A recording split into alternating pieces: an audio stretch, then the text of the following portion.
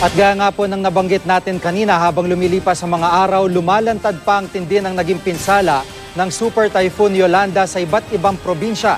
Nakatutok si Cedric Castillo. Ikinatakot ng mga tao sa loob ng evacuation center na ito sa Baybay City sa Leyte ang paghampas ng malakas na hangin ng Super Typhoon Yolanda noong Biyernes.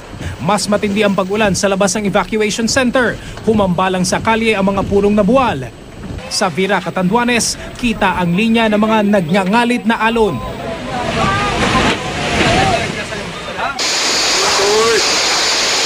Sa Rojas City sa Capiz, nakakatakot ang pinagsamang malakas na ulan at hangin.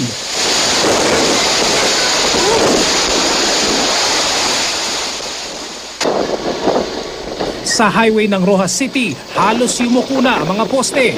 Humarang sa kalye ang bubungan ng ilang bahay, pati ang bubungan ng gasolinahang ito. Malaking bahagi ng Rojas Airport at ng mga estrukturang malapit dito napinsala rin. Nasa state of calamity na ang buong probinsya ng Capiz. Sa Bulan, Sorsogon, nagsimula na ang clearing operations. Sa inisyal na tala ng mga otoridad, mahigit 10 milyong piso ang pinsala ng bagyo sa agrikultura sa bayan. Sa kasagsagan ng bagyo, may nabuo umanong buhawi sa isang bahagi ng Lipas City, Batangas. 3 bahay ang nawasak nito. Malayo man sa sentro ng bagyo ang Bataan, apektado pa rin ito ang kabuhayan at negosyo roon.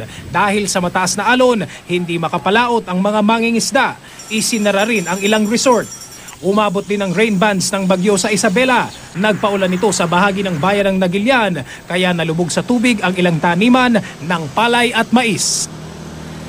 Cedric Castillo, nakatutok, 24 oras.